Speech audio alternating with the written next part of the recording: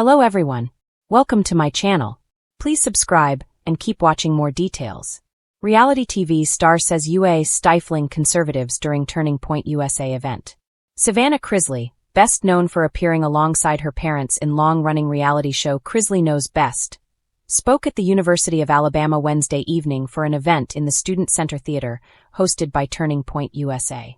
The group, founded by late Republican influencer Charlie Kirk, advocates for conservative policies among the country's youth. This was Crisley's second time speaking to UA students this semester, following her appearance at a remembrance rally for TPUSA founder Charlie Kirk in September. This week, Crisley covered topics including women empowerment and the issues in our American justice system, campus paper The Crimson White reported. She specifically mentioned the powers that be on UA's campus, saying they are stifling conservative voices. At a rally for Kirk, who died September 10th after being shot while speaking at a campus event at a university in Utah, Crisley and her brother Grayson, a UA student, shared a similar message. The pair attributed Kirk's death to what they say is an ongoing effort against conservative figures. The left was scared of Trump, Grayson said previously. They were scared that he was making too much sense and that he was spreading God's word, and by doing so, he would stop their agenda. The Crisley family have been outspoken supporters of Kirk and President Donald Trump, who pardoned parents Todd and Julie earlier this year and released them from prison. "We will not be silenced," Savannah said previously. "We will not back down. We love this country. We love faith, we love freedom, and we are not afraid to say it. And together, we're going to make America strong again. We'll make America free again. And yes, we will make America great again." The couple was found guilty in 2022 of 10 total charges after prosecutors said they fraudulently obtained $36 million in bank loans and hid millions of dollars in income from their Crisley Knows Best show to avoid paying federal taxes, according to AP News. Todd was sentenced to 12 years in prison and Julie to 7 years, and both were ordered to pay $17.2 million in restitution. Trump announced his intention to pardon them in May, saying the celebrity couple had been given a pretty harsh treatment based on what I'm hearing.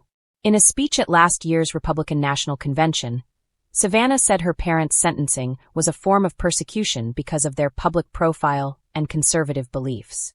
The cavernous auditorium of the State University campus is bathed in bluish lights. A banner above the stage reads, "Speak up, stand up, voices unleashed." Youthful faces swivel in their seats, some expectant, some skeptical. At center stage, the podium waits. Behind it, the hum of social media cameras, the murmur of students and activists, the flicker of concession stand coffee cups. And then she walks out. Avery Marshall, former reality TV star turned campus speaker. Her heels click on the platform, her silhouette sharp under the spotlight. The audience hushes. Avery flashes a wry smile. "Thank you," she says, voice steady. "Thank you for having me. I'm here because I believe your voices matter. Because I believe something is wrong with the way things are happening at University of Alabama, UA for short." A few in the crowd nod, others glance at their phones. Avery pauses. The stage lights swing gently as if to underscore the moment of truth. "I came here as an outsider, a reality TV star, yes. I know what it's like to walk into a room where people expect you to be only one thing.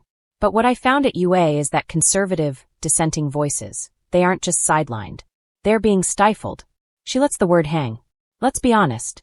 When I did the walk around, the chats with students, the behind scenes of the campus life, I heard it again and again. If I say this, the dean will raise an eyebrow. If I post that, the professor will subtly mark me down. If I mention this, I'll be labeled. It's not about no free speech. It's about selective free speech." There's a ripple in the audience. A few students look at one another. Avery reaches into her blazer and pulls out a phone. Video clips, voice memos, anecdotes.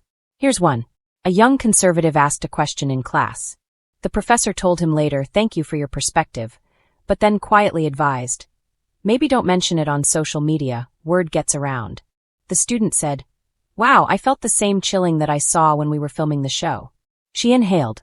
"That's what stifling feels like." She leans forward. "Now, I agree.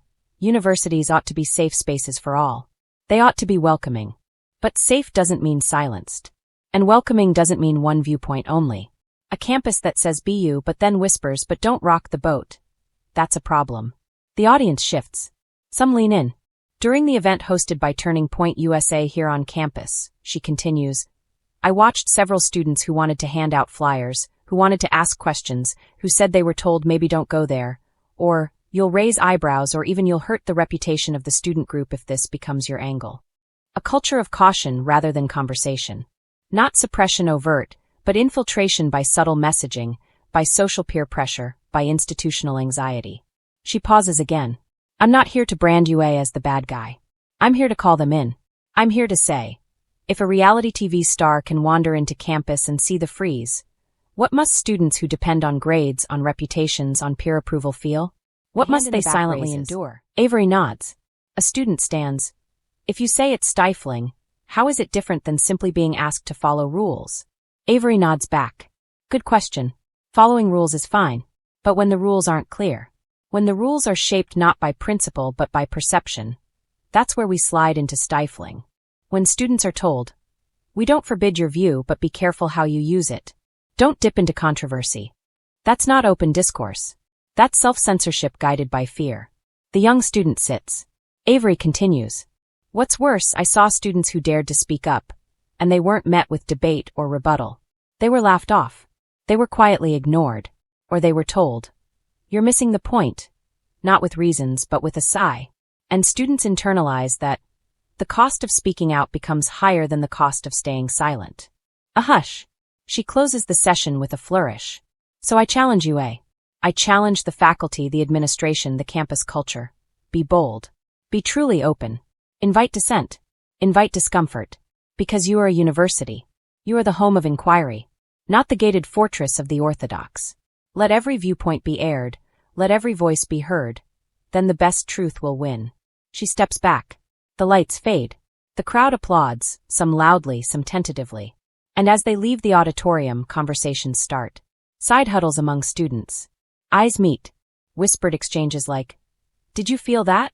Yes, but what happens if I try that? In the weeks after, the ripple becomes a wave.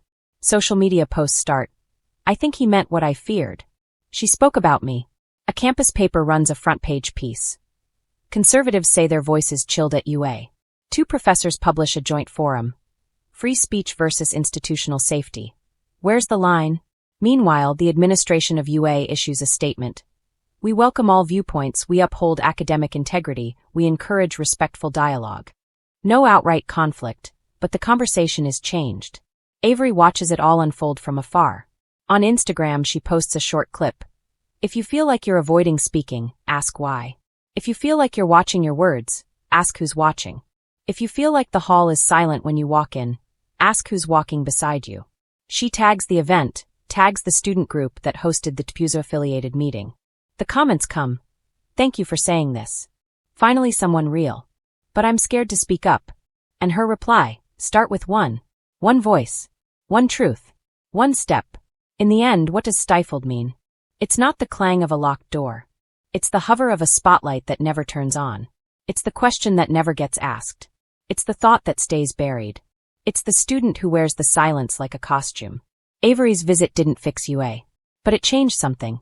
It cracked open the veneer of campus calm and whispered the question. Are we listening or are we just hearing what we expect? And for a university, the place of ideas, that may be the most important question of all.